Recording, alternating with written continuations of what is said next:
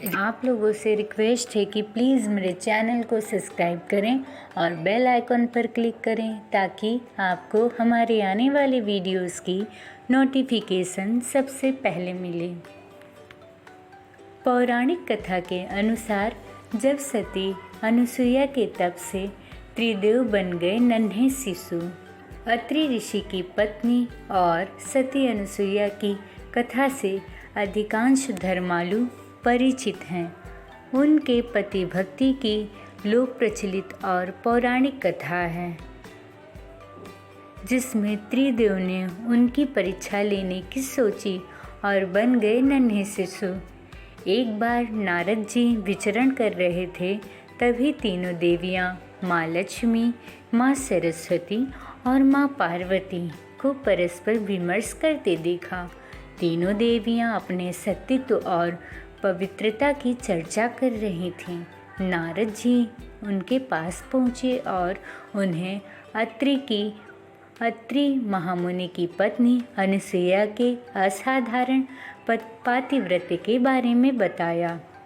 नारद जी बोले, उनके समान पवित्र और पतिव्रता तीनों लोकों में नहीं है। तीनों देवियों के मन में अनुसुईया के प्रति ईर्ष्या होने लगी। तीनों देवियों ने सती अनुसुईया की पातिव्रत्य को खंडित के लिए अपने पतियों को कहा। तीनों ने उन्हें बहुत समझाया पर वे राजी नहीं हुई। इस विशेष आग्रह पर ब्रह्मा, विष्णु और महेश ने सती अनुसुईया के सतीत्व और ब्रह्मा शक्ति परखने की सोची।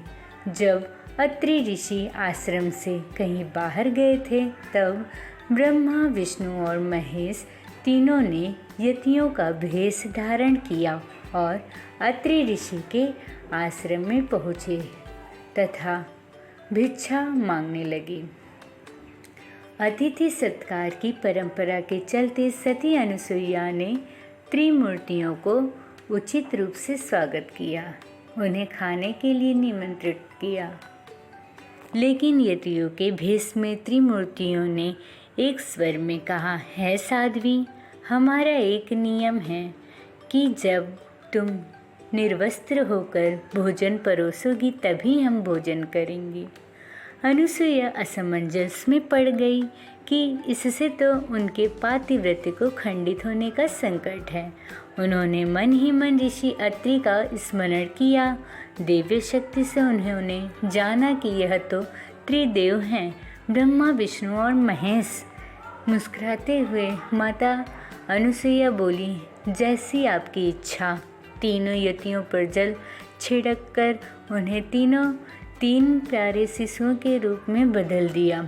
सुंदर शिशु देखकर माता अनुसुईया के हृदय में मातृत्व भाव उमड़ पड़ा। शिशुओं का स्तनपान कराया, दूध भात खिलाया, गोद में सुलाया।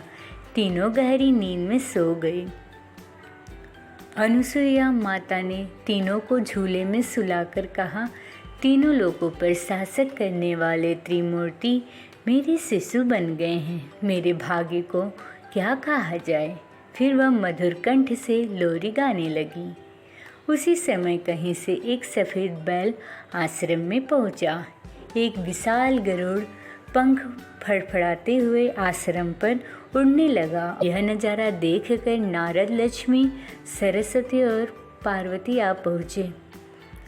नारद ने विनयपूर्वक अनुसुईया से कहा, माते, अपने पतियों से संबंधित प्राणियों को आपके द्वार पर देखकर यह तीनों देवियाँ यहाँ पर आ गई हैं।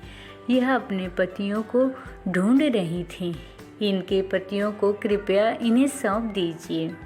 अनुसुईया ने तीनों देवियों को प्रणाम करके कहा, माताओं, झूले में सोने वाले शिशु अगर आपके पति हैं तो इन्हें आप ले जा सकती हैं।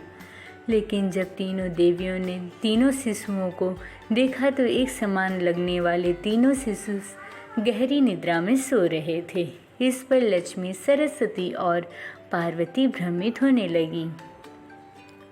नारद जी ने उनकी स्थिति जानकर उनसे पूछा, आप क्या अपने पति को पहचान सकती हैं?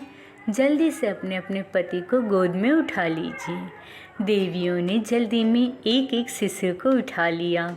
वे शिशु से एक साथ त्रिमूर्तियों के रूप में खड़े हो गए। तब उन्हें मालूम हुआ कि सरस्वती ने शिव जी को, लक्ष्मी ने ब्रह्मा को और पार्वती ने विष्णु को उठा लिया है। तीनों देवियाँ शर्मिंदा होकर दूर जाकर खड़ी हो गईं।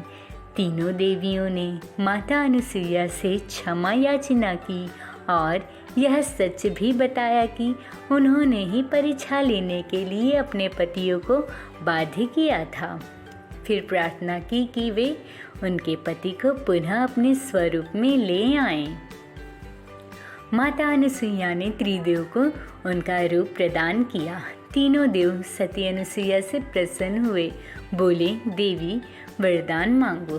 त्रिदेव की बात सुन अनुसुईया बोली, प्रभु आप तीनों मेरी कोख से जन्म लें, ये वरदान चाहिए, अन्यथा नहीं।